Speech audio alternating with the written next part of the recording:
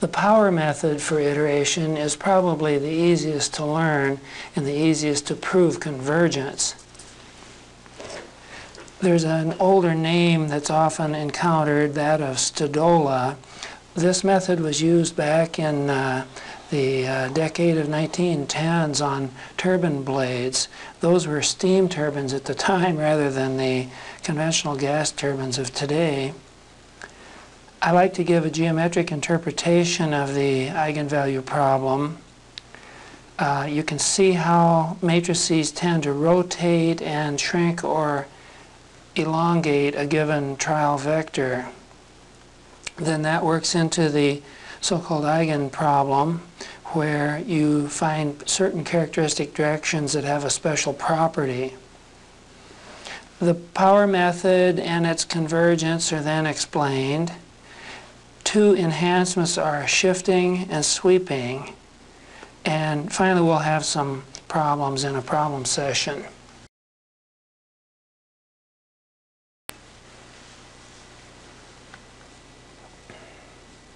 Before the era of computers, it was important to find simple methods that could solve vibration problems. And it was possible at that time to measure flexibility coefficients. So one of the early researchers in vibration was Stodola, and he found a way that he could do a solution by iteration. In this way, you do a number of forward multiplications. This would have been easier, of course, with modern calculating tools, but they probably had primitive adding machines at the time, so they could do the cumulative multiplies that were needed. Stodola found that with the measured flexibility coefficients, you could get the fundamental frequency of vibrating turbine blades in a steam turbine. The general eigenvalue problem that we like to work with is given here. But in Stodola's method, the rule is that you have some kind of a matrix, say the combination that I'm showing here, acting on a vector, which then creates a vector that lies in the same direction but with a coefficient modifying the amplitude. Now, the measured flexibilities actually correspond to the inverse of the stiffness matrix. Doing that inversion is a little bit tricky because it's nearly singular, but they were able to measure those flexibilities directly, in which case then you could form the CM pair of matrices. Now, interestingly, that's not a symmetric final matrix A, but it does converge nicely when you do the iteration. The process moves from left to right, that you put an assumed value of a displacement field there, and this would be the envelope of the vibration of the body, and then you get an improved value for that assumed vibration field on the right.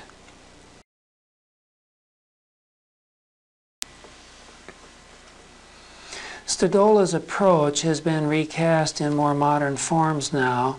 It's actually related to both the power method and the inverse power method if you look at them in certain ways. But we'll use the more modern discussion now, calling those methods the power and the inverse power method. And we'll concentrate on the power method in this lecture.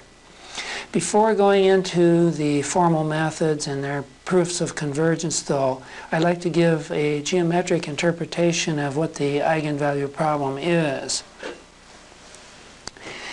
A person often has a known matrix A and then would like to see how that matrix acts upon some arbitrary vector U. I might call that a trial vector in our discussion.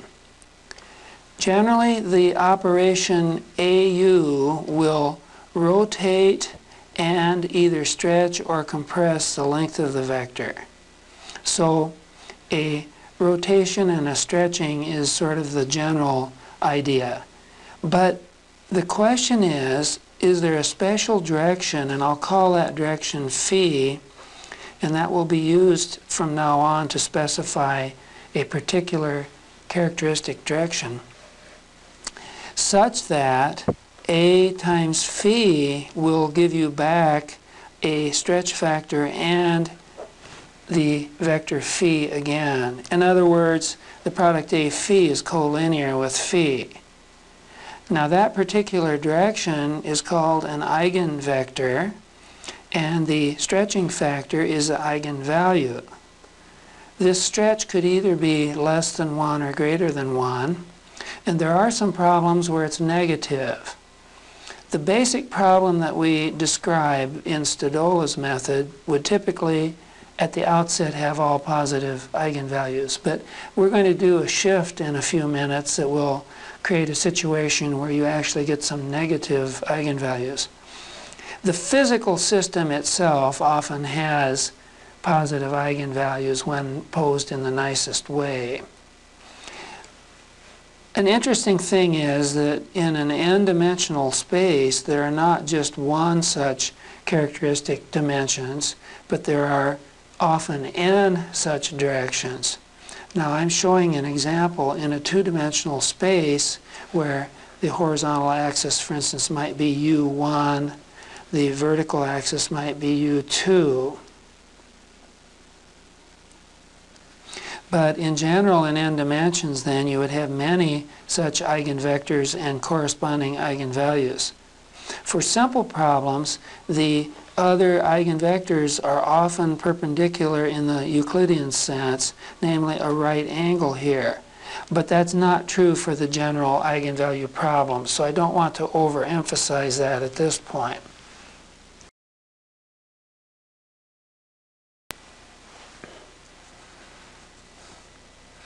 Let's look at a numerical example of an eigenvalue problem. We'll do it in 2 dimensions.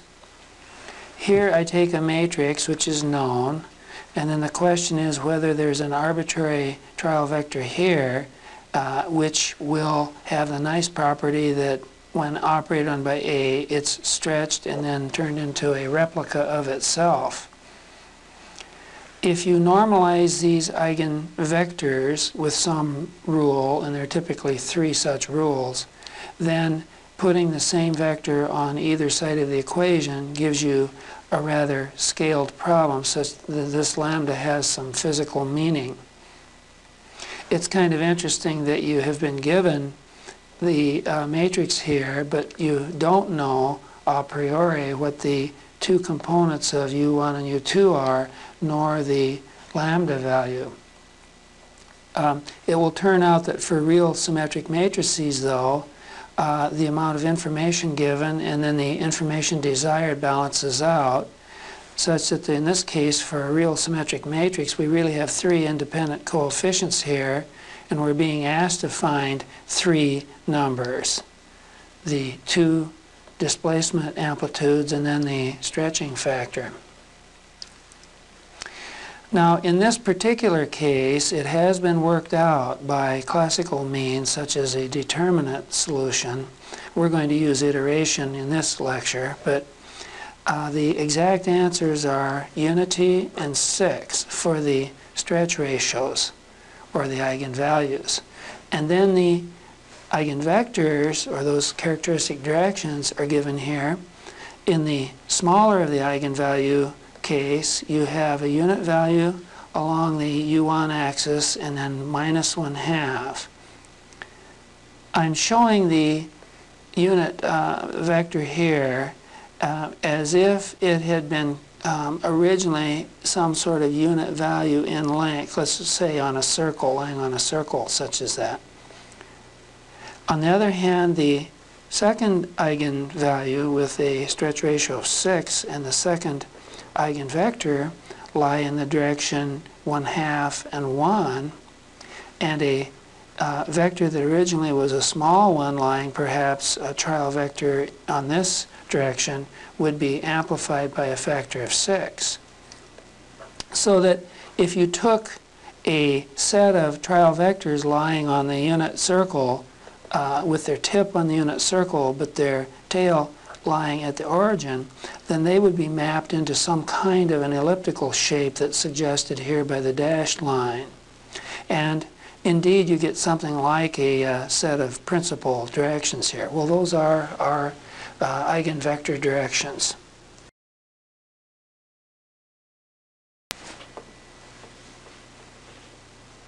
Now let's look at the power method of solution. This is an iteration, and we'll carry it out in several steps. We'll propose that the matrix A multiplies a trial vector U. The superscript S in the parentheses reminds you of what iteration number you're on. We'll give the improved values on the right an index that's one higher than the trial value on the left. We'll start out with a 0 iterate, or an initial value, for the eigenvector of the 1, 1 vector. I'm trying to exercise all of the physical coordinates in the problem by not having zeros in this trial vector.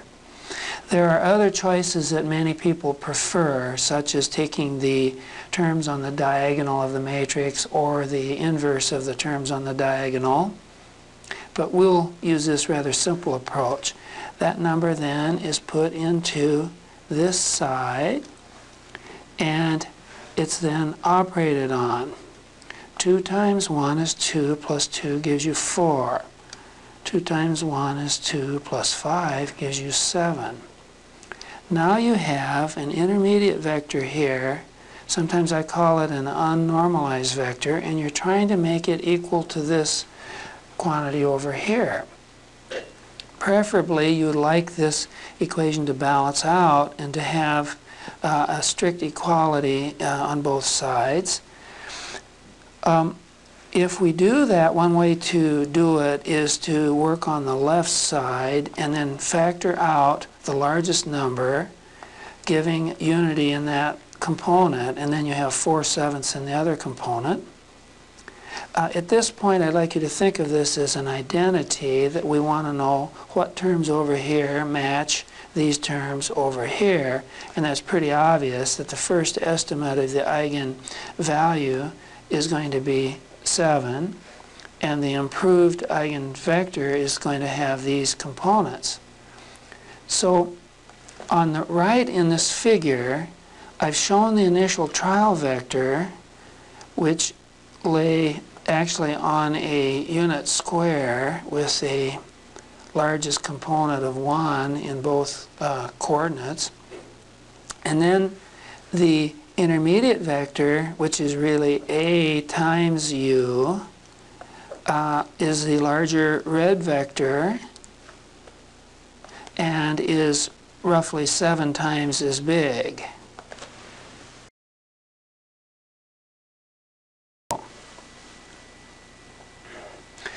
That completed our first iteration, and we ended up with an estimate of the eigenvalue and an improved eigenvector. I'll copy those down here just for bookkeeping purposes. I consider this to be a normalized eigenvector. Now we'll reintroduce that into the left side of the eigenproblem, and then we'll do our second iteration. We're hoping for these new improved values on the right. In general, you'd like this vector to be mirrored exactly by 1 over here, but we will find, in fact, that the trial vector upon operation is still being rotated, so you don't get a perfect answer at this point. When you multiply the numbers out, you get 8/7 here, and then you get 2 times 1, which is 14/7, adds up to 22/7. Likewise, down below here, we get 43/7. We want to make this equal to the right side. The common way is to now factor out the largest component and reduce it to unity, and we say that that is a normalization with respect to the maximum component. Again, you should treat this as an identity and see that lambda 2 is 43/7 and that the vector has this value here. So I repeat those answers below. If you remember, the exact eigenvalue, the larger of the two, was 6. And so we already are within roughly 1% or 2 here, roughly 2% of the right eigenvalue. So we're coming along nicely. The picture helps us visualize what's happened. Our original trial vector U0 lay here.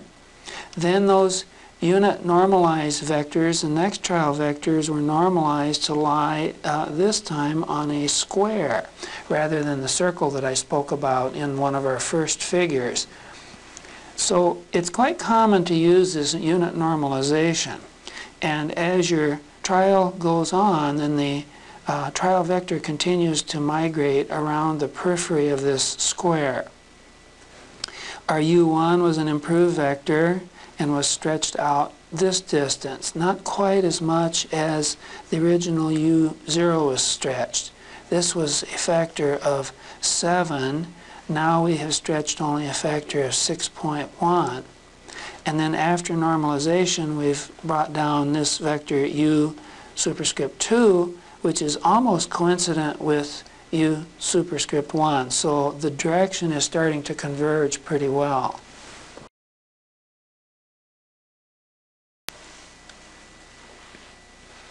I'll just state the results for a third iteration without showing the calculation.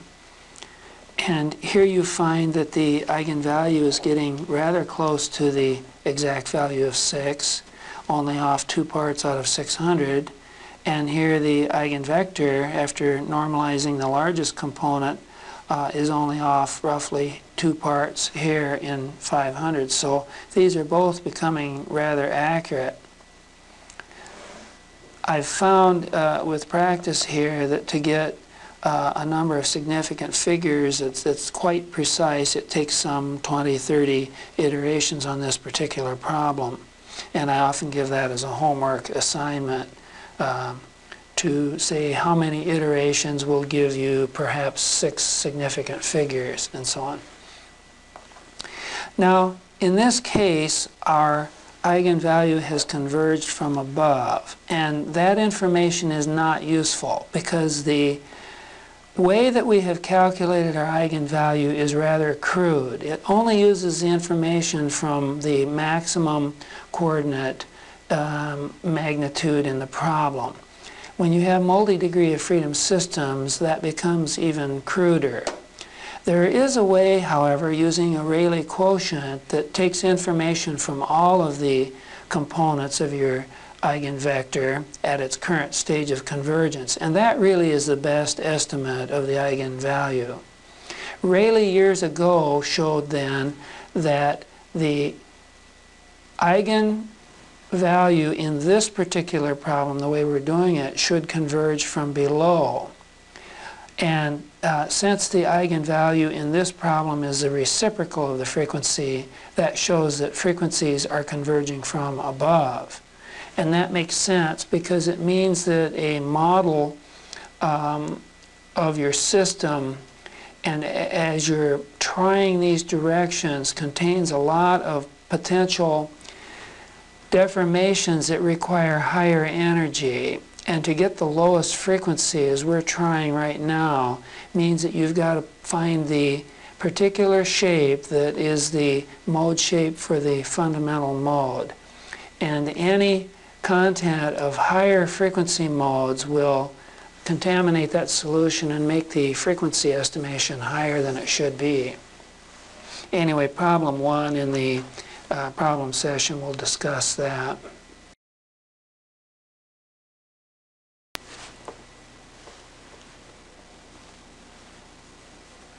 The convergence proof for the power method is straightforward and doesn't take many steps.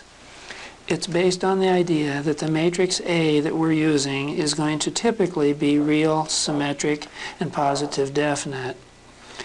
For such systems, there is a representation theorem that says that any vector in the space can be represented by using the eigenvectors for that problem as basis vectors, and then using some coefficients here, which I might call the participation coefficients, and then summing up these vectors to give you this arbitrary vector.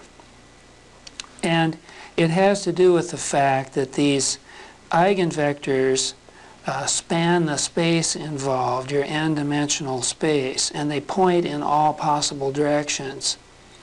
Also, because they are orthogonal in a general sense, that means they're as different as possible, then you get a unique set of coefficients here. There's no two ways to do this. So it's a perfect vector basis. Now, what we intend to do then is, in our mind, imagine this trial vector is broken up into such a sum as shown up above. When you operate on that, let's let the matrix operator A move inside the series in that sum and then act directly on the basis vector. Now, we already have a rule for what happens here that comes from the fact that phi is an eigenvector.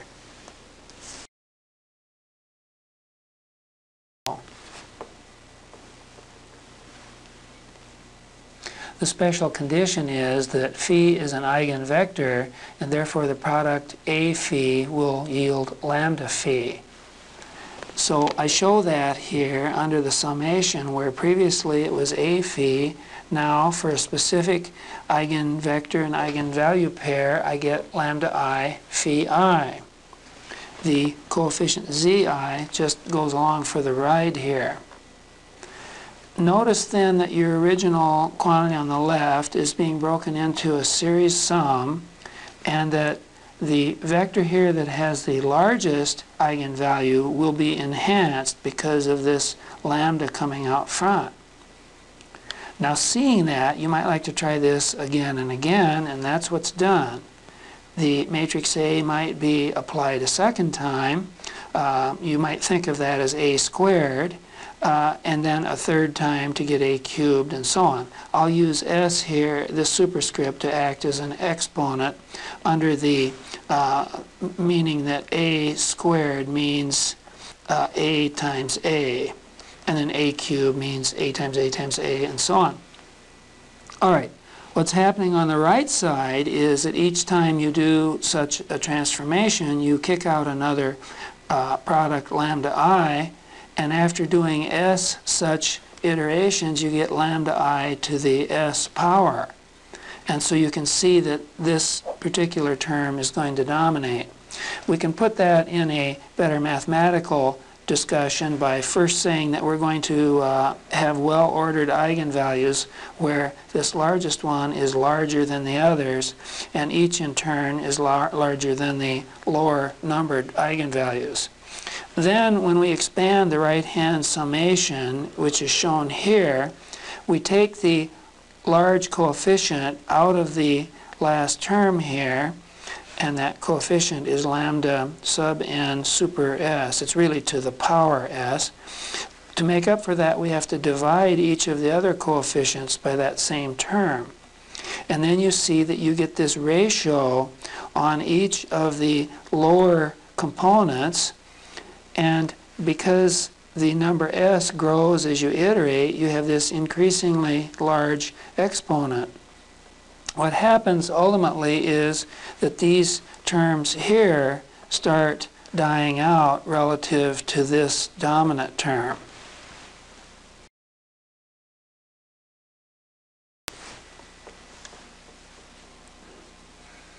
You may have noticed that the participation coefficients play a fairly passive role in this derivation. If those are small or large, it really will be washed out in the end by the dominance of the growing value of that coefficient going as lambda n to the s power. So in the limit then, you're going to get that the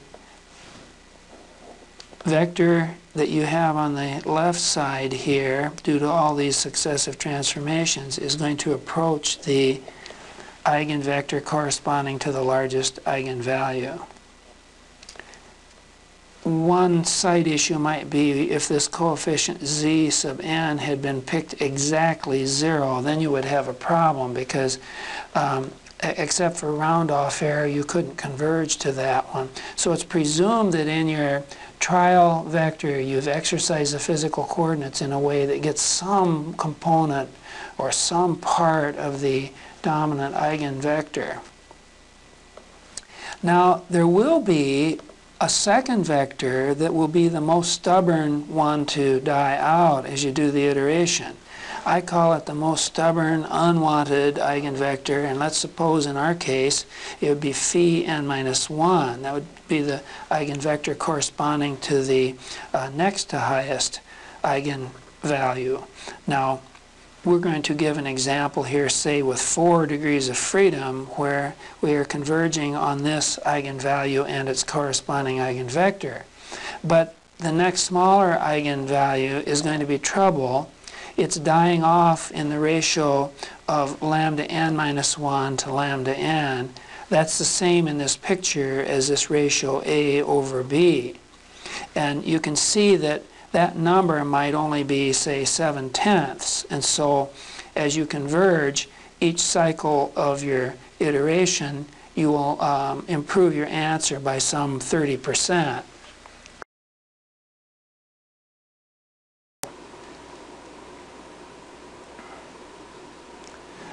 The convergence of the power method apparently depends on a ratio of 2 distances. In the case of convergence to the highest eigenvalue, then you are comparing that value with the value of the most stubborn next largest eigenvalue. It turns out you can shift the origin that you are measuring these eigenvalues from and find a way to improve the ratio involved. That's called the shifting concept. So rather than use the original physical origin 0 here, let's propose to move the new origin to lie within this cluster of unwanted eigenvalues here. And when you do that, it turns out that you maximize the ratio of the distance out to the wanted eigenvalue compared with the largest distance to the most stubborn unwanted one. Here we have both of these equally stubborn in terms of their distance from the new origin. So what you've done then is to give a better ratio of distances and improve the convergence rate.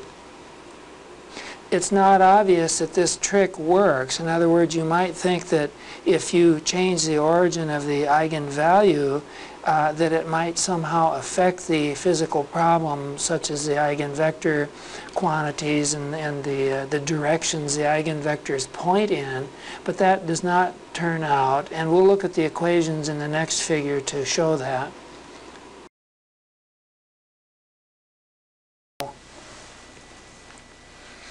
The argument I've just given is rather geometrical and doesn't show the mathematics behind it. So now let's fill that in a little with some of the mathematics of this shift.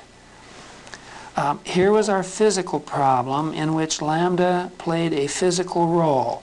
It was related to frequency, perhaps, such as the inverse of frequency squared, which is common as in the Stodola method, one of the versions of the power method. The vector u corresponds to physical displacements of the body. Now, when we decide to shift the eigenvalue, we'll name the new eigenvalue, capital lambda, as measured from the shift point, p.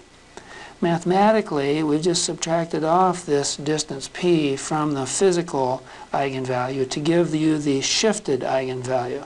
Now, it still has the proper units and dimensions, but it's been shifted in space.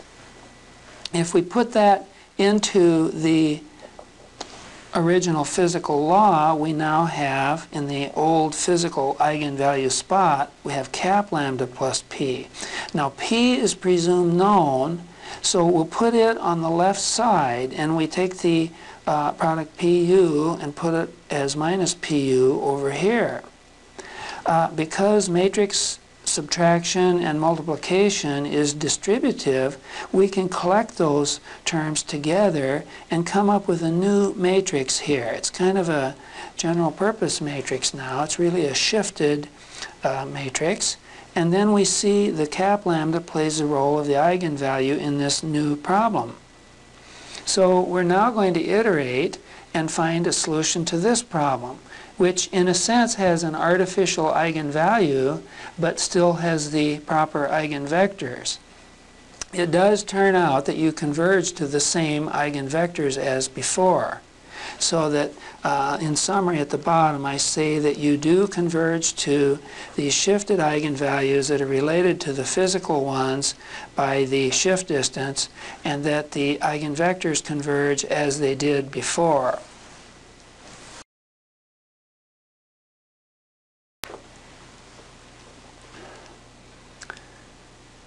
Here I'll plot the shifted eigenvalues on the real number line. And now with the origin for the shifted eigenvalues shown as 0 here, we have the spectrum. Now, there has been no stretching here. It's only literally a shift of the origin. However, I do get negative values for cap lambda 1 and cap lambda 2. Our goal, of course, was to enhance the convergence to lambda 4. It turns out you can use shifting, though, for a second purpose, other than fast convergence to the largest eigenvalue. You can also use a shift to get convergence to the smallest eigenvalue. And the way you would do that would be to shift your origin to where it lay in the center of the spectrum of unwanted eigenvalues. So I show this starred position again. This p distance I haven't shown back from the original physical origin. It would be some distance such as this. Now, if you look at the ratios, we know that there is a factor that attenuates the unwanted eigenvalues in the ratio A over B, and we see this time that that ratio is rather modest, again something like 0.6. So on each iteration we will get rather modest convergence to the lowest eigenvalue. It will come out with a negative number. However, when you recover the physical eigenvalue, it will be a positive eigenvalue. And interestingly, by optimizing here with this particular shift distance, we are going to have again two most stubborn eigenvalues, lambda 2 and lambda 4, dying out with this ratio of A over B to the S power.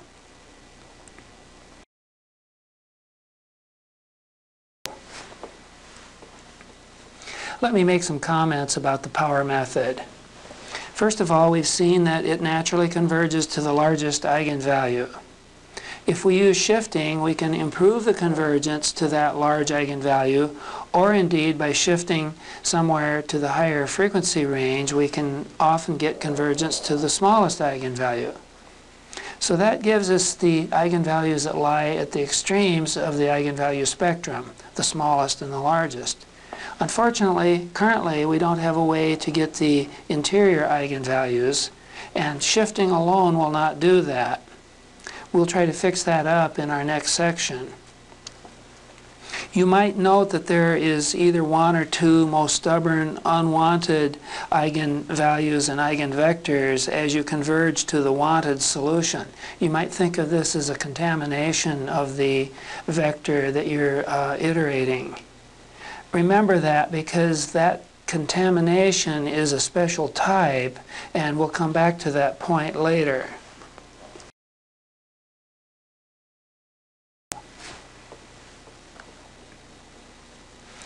To find the interior eigenvalues in the spectrum, we need to modify the power method even further. We'll do it by a method called sweeping. To discuss this, I'd like to number the eigenpairs in the order in which they are found. We'll still consider the special eigenvalue problem here in its nicest form, where A is real, symmetric, positive, definite. And suppose we've already found this eigenpair lambda 1 phi 1. If it was possible to write your trial vector such that the participation coefficient z1 was identically 0, then there would be no trace of the first eigenvector in this assumed trial vector. And in principle, then, you could do a power iteration and you would not enhance phi1 because it would have no component whatsoever.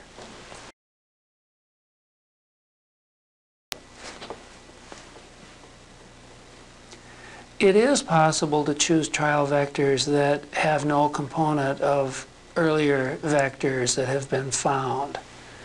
In fact, this can be automated, and it was done by Hugh Flamenhoft. You'll see a reference on the title page to that paper. Basically, what you want to do is make your new trial vector here be perpendicular to the known first eigenvector. That's actually a single equation. It's the inner product of two vectors. When expanded, it looks like this equation. What it really is one equation in n unknowns. The unknowns are the components of the trial vector. The knowns, though, are the coefficients of the already found eigenvector. So it would be the amplitudes of each of the physical coordinates for the first eigenvector. You can actually solve then for one of the components in the trial vector, and let's arbitrarily take the first component, in terms of the other components of the trial vector. So this gives us some coefficients here that are determined by the first eigenvector. If you satisfy this equation then, which you might think of in the vector form above, you have the situation shown in the sketch at the right. The first eigenvector would be the blue line, and what you want to do is make your new assumed trial vector to be perpendicular to that blue line. Basically, you want it to lie in an n-1 dimensional subspace.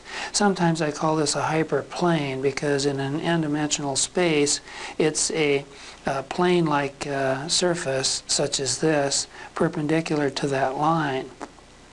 Then what happens as you do your iterations is that your trial vector, as it's improved, will wander in this plane, but never will have a component lying along the original eigenvector direction shown in blue.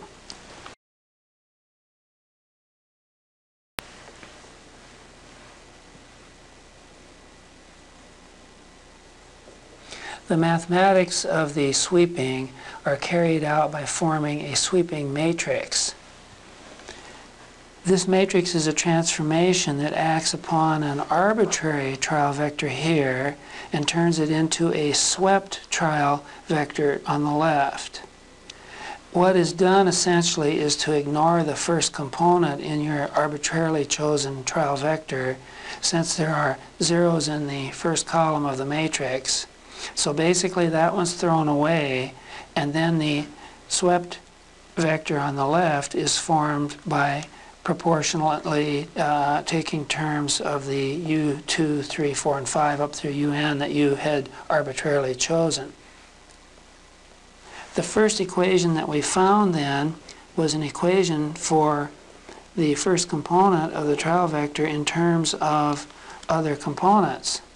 And these coefficients that we discussed take these positions, and they reflect the direction of the first eigenvector.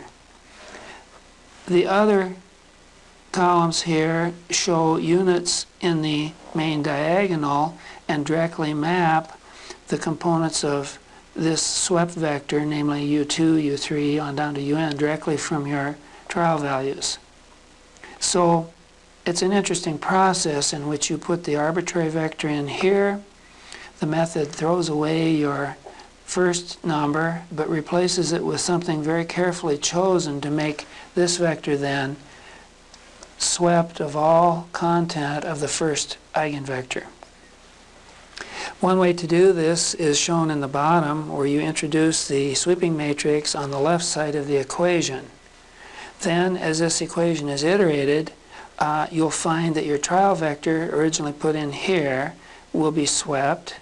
The improved vector calculated, brought back in here, and it will be swept again. It needs to be swept on each cycle so that you never, through round-off error, develop a growing amount of that unwanted but dominating first vector.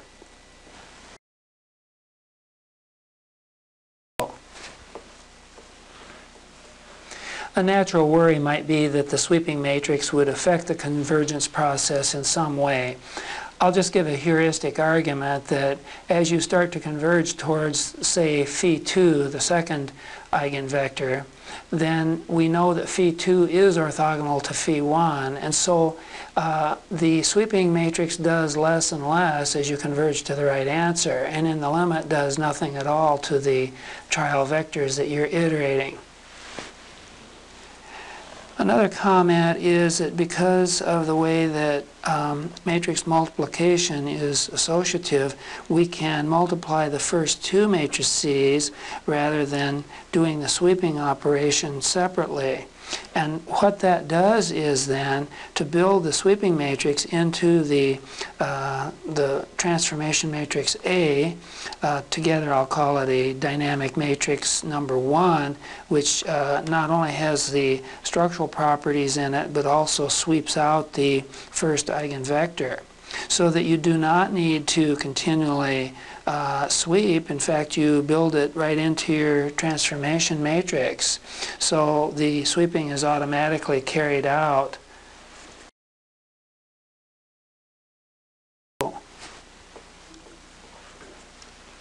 Flamenhoff's contribution to this method was to show that as you did sweeping for more and more modes, that this could be done in a nice organized way with sequential mappings.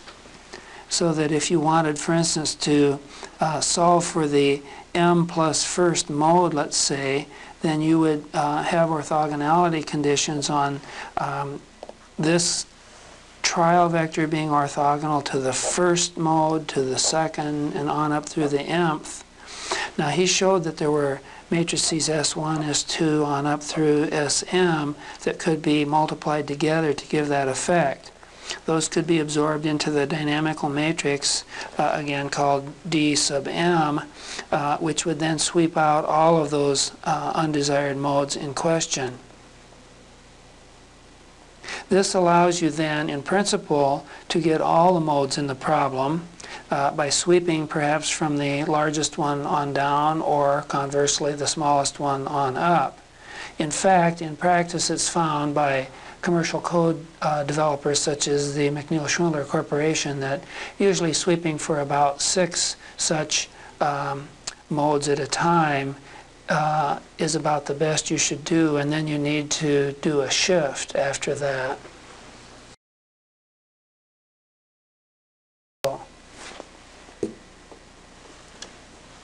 Let me make a few comments about the power method. This method is old-fashioned, but it's useful for learning because it builds intuition. The method isn't strong enough to be used commercially, but it can be used in moderate-sized problems, perhaps a couple hundred degrees of freedom, and you can get the first 20 or so natural frequencies by sweeping and by shifting. If there are repeated eigenvalues, the method fails because of the eigenvectors that correspond to that repeated eigenvalue. They span a certain space. Let's suppose there are 2 repeated eigenvalues. Then you have 2 eigenvectors that form a plane in some n-dimensional space. They have the same stretch factor when the transformation matrix is applied, therefore neither of them can dominate the other. And a trial vector will unfortunately then wander in that subspace, unable to decide between those 2 competing eigenvectors. That can be fixed, however, and it has been fixed, for instance, in the inverse power method in the commercial codes. The method is best for the flexibility formulation because that naturally gives the smallest frequency and the smallest buckling load. Had the stiffness approach been used historically first, then the method wouldn't have been as useful. We've discussed the power method here just for the special eigenvalue problem. I call it opposite, maybe I should put that in quotes, but it's different from the inverse power that we will discuss in our next lecture, in the sense that the inverse power method converges to the closest eigenvalue to the shift point rather than the farthest. That may not sound like a big difference, but it really is important. Finally, when you're choosing trial vectors, perhaps when you're sweeping, it's good to remember that the almost converged vector from the previous sweeping iteration would contain a dominant amount of error in it that would be the most stubborn, unwanted eigenvector at that stage. However, when you move to the next sweeping, then you would want to enhance that, what was previously a contamination, and bring it out. So it actually makes sense to use an almost converged eigenvector from a previous iteration process to find that most stubborn, unwanted vector, which is the dominant contamination in that process.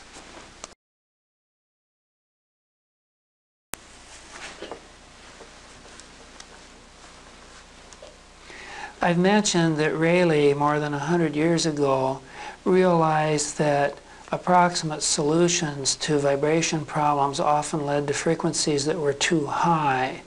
The reason being that any error that you had tended to cause greater energy to be absorbed. Originally, that idea came about in the potential energy solutions and had to do with a lack of degrees of freedom.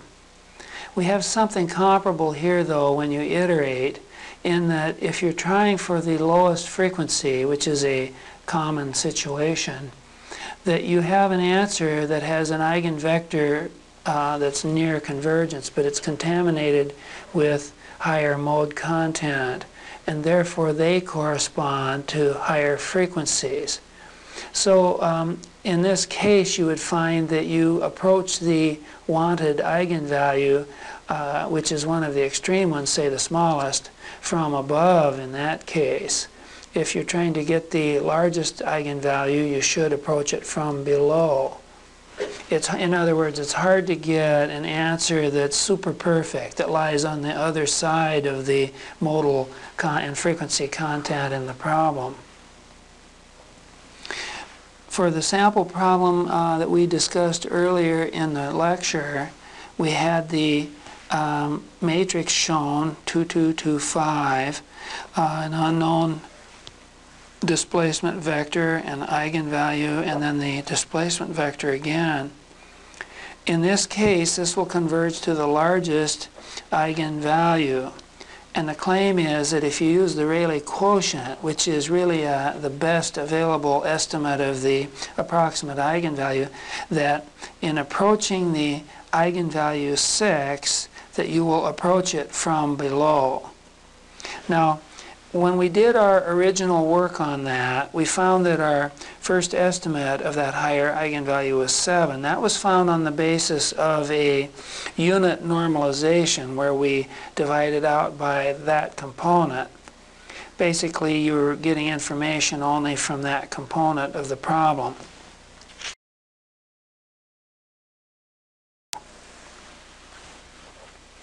I'll just list the results from the successive iterations. The second iteration gave this vector, the third iteration gave this vector, and ultimately, after many iterations, you reach the exact answer. This star is meant to imply the exact answer. Now, if we would apply the Rayleigh quotient for our special eigenvalue problem to each of those iterations in sequence, putting in the first, second, third, and so on here, then we would get the set of numbers that I'll show on the next page.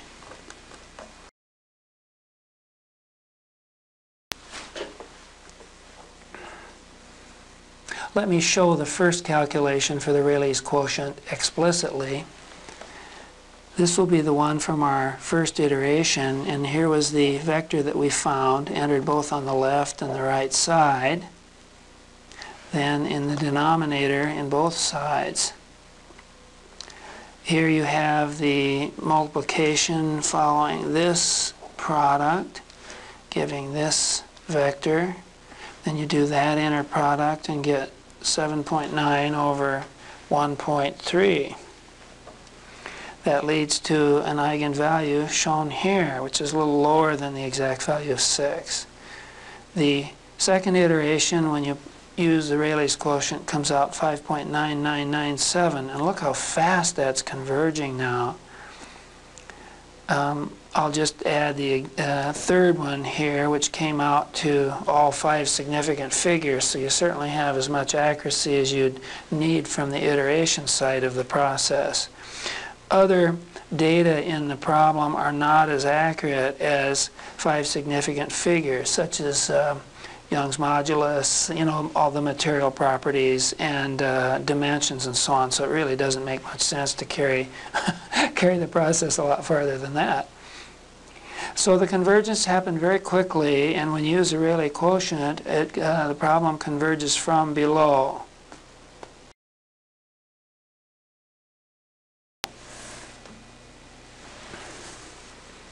Now let's do a calculation of the power method with shift. I've taken a new matrix here, and it has some non-integer eigenvalues. This is a special eigenvalue problem, since the matrix in this location is the identity matrix. But first I'm going to ask for eigenvalues by the classical determinant method. You'll see how that goes in a minute. Secondly, we'll use a power method with shift to find the eigenvector corresponding to the lowest eigenvalue of the system and carry out 2 iterations. Remember that to get the smaller eigenvalue, that's not easy for the power method, and so we have to shift up beyond that one so that it will converge to the smallest eigenvalue.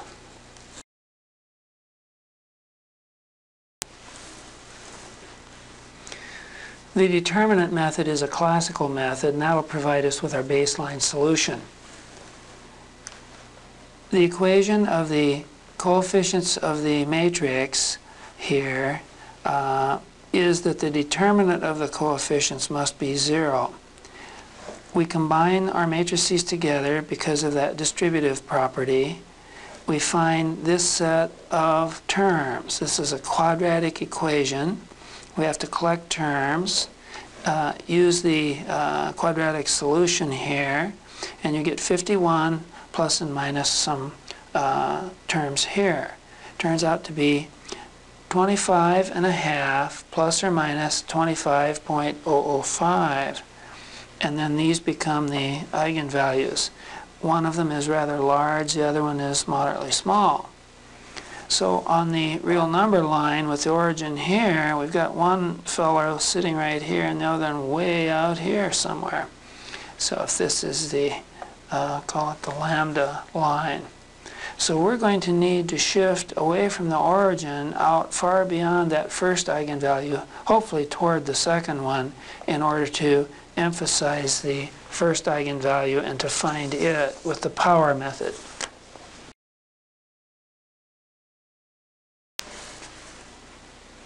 We'll arbitrarily pick the shift point clear out by the second eigenvalue. Let's say arbitrarily p equals 51. And on this plot of the frequency spectrum here, our first eigenvalue is at the origin, and then we'll put our shift point out a little beyond the second eigenvalue. We have our basic equation here. We'll combine the terms, get this dynamical matrix, and then we'll start the iteration by assuming the 1, 1 vector here. So this is our trial vector shown on the right.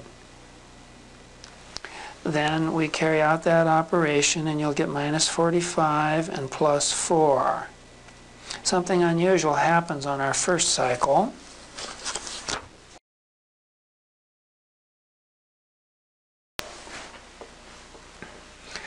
I'll normalize the trial vector to give it a unit maximum value by pulling out the 45, and then by comparing the left and the right sides here, we see that the shifted eigenvalue is minus 45. So that's the unusual thing about getting a negative eigenvalue. That's not a physical one though. We recover the physical eigenvalue by taking the shifted eigenvalue and adding in the shift p, which was 51 units. So we end up with a predicted eigenvalue of 6 as our smallest eigenvalue. Now, that's more than 10 times too high, since the actual eigenvalue is around 1/2. So we have a lot of error remaining in our problem after one iteration. Well, we don't give up hope.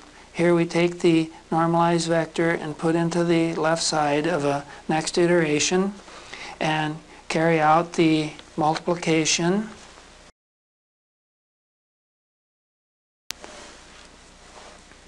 We collect terms in the eigenvector, and then we extract the largest component, which gives us the normalizing factor. That becomes our improved estimate of the shifted eigenvalue, and we get 50.44 with a minus. When we solve for the physical eigenvalue by adding in the shift, we get plus 0.556. Now that's looking a lot better, but it's still 12% high. We'd be better off to be using Rayleigh's quotient at this point for an improved value. The vector looks like this, and roughly 1 unit in the horizontal direction and minus 1/10 unit in the vertical, as shown in the sketch of the vector. From our determinant solution, we got the eigenvalue. We could have shown a solution for the eigenvector as well, and so these will be the fully converged values.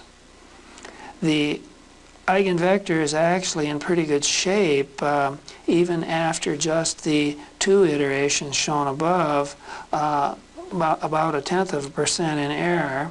And I don't know what the eigenvalues accuracy would have been at that point using Rayleigh's quotient, but would have been probably that good or better. Most often the eigenvalue is converging faster than the eigenvector when you do evaluate with Rayleigh's quotient.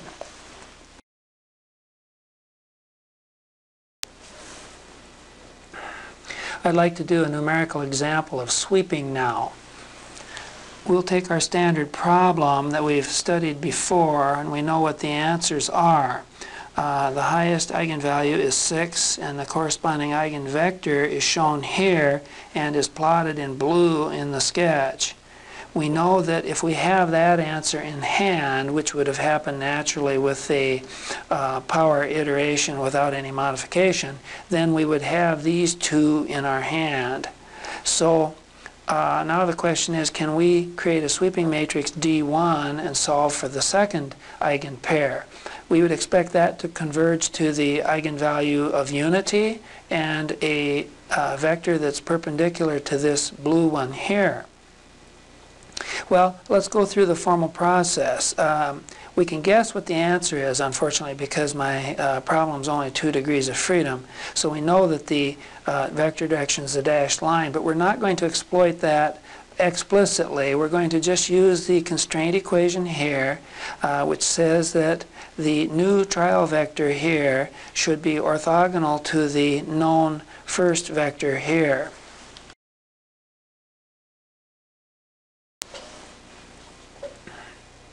So that equation written out in scalar form is shown here.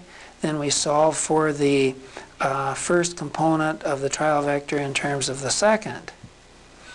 Those coefficients can be built into this law here and give us this sweeping matrix.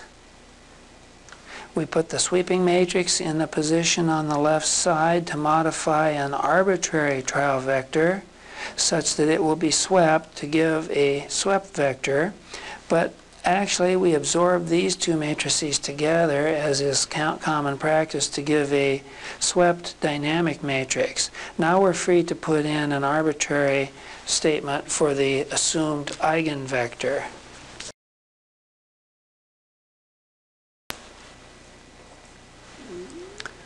I've said we won't exploit the inside information that we have in this reduced dimension space. By that I mean I'm just going to take an arbitrary vector here as our trial vector. When you multiply by the dynamical matrix with sweeping embedded in it, you get this improved vector. When we normalize, that shows that the eigenvalue at this iteration is -2, which is non-physical, but okay for now. And then we get this eigenvector. The eigenvector turns out to be exact, in fact. And we see that by one more iteration by putting the normalized eigenvector into the equation of motion again, pre-multiplying with the swept dynamical matrix, and on the right side carrying the symbols, then factoring out the largest component, which is unity, we find that the eigenvalue is 1, and this eigenvector that we've used already is perfect. So we ended up with an exact answer after 2 iterations with the unit eigenvalue and the exact eigenvector. So that ends our lecture.